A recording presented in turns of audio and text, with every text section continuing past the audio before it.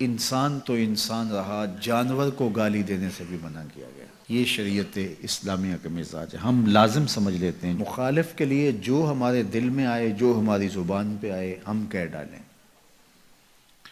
دشمنی کے بھی آداب ہیں، اسلام نے جنگ کے بھی آداب رکھے ہیں، تو اس سے اس کو جو نقصان ہوگا وہ تو ہوگا ہی، اپنے آپ کو آپ برباد کریں گے۔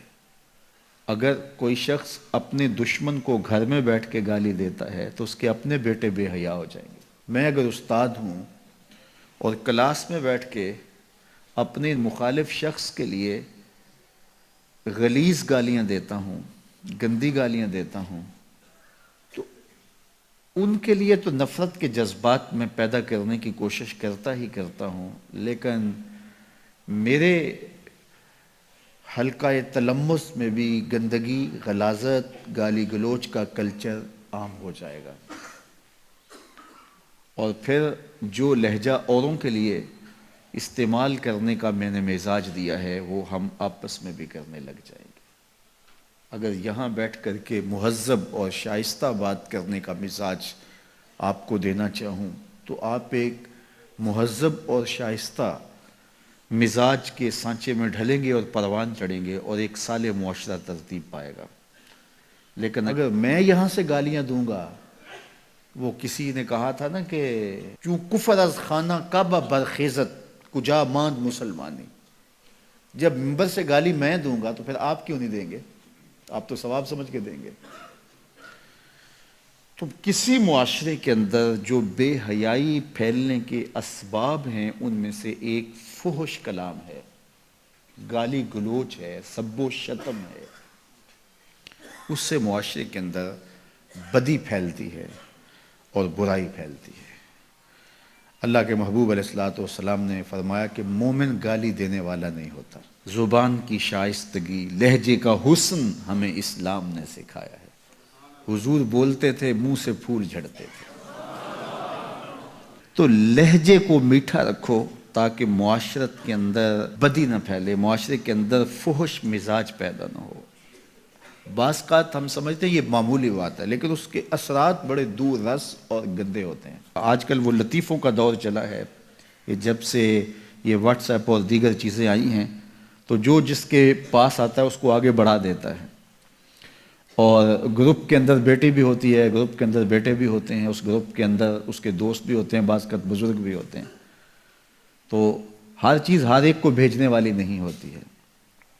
تو اس سے کیا ہوتا ہے کہ وہ چیزیں جو میاں بیوی کے مابین گفتگو والی تھی وہ بھی بیٹی کے سامنے جو ہے وہ گفتگو ہو رہی ہے۔ جو چیزیں بیٹے اور بیٹی کے درمیان کرنے والی نہیں تھی، صرف بیٹوں سے کرنے والی ہے، وہ بھی بیٹی کے سامنے ہو رہی ہے۔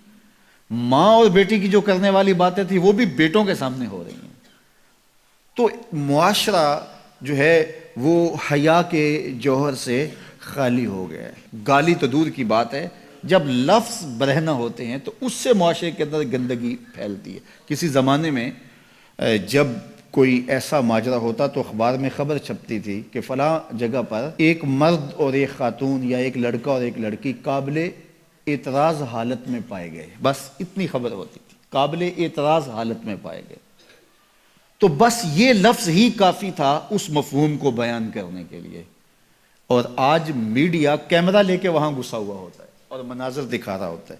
لفظ تو لفظ رہے، لفظوں میں بھی پردہ ہوتا تھا، لفظوں پر غلاف چڑھا کر کے جو ہے وہ لفظ بیان کیا کرتے تھے۔ تو اب میڈیا گھسا ہوا ہوتا ہے، ایسے مناظر دکھا رہا ہوتا ہے، اور اس سے کیا ہوتا ہے کہ معاشرہ جو ہے وہ بے حیائی کی طرف بڑھتا چلا جاتا ہے۔ دور موجود کے اندر قوموں کو، معاشروں کو بے حیا بنانے کا سب سے بڑا کردار میڈیا نے ادا کیا ہے۔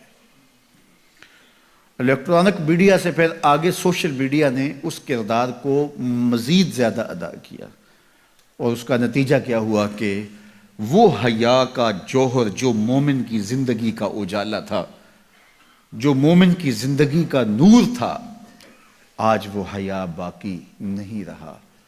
نہ آنکھوں میں حیا رہا، نہ خیالوں میں پاکیزگی رہی، نہ سوچوں میں نور رہا، نہ طرز زندگی میں، نہ لباس میں، نہ وضع قطع میں۔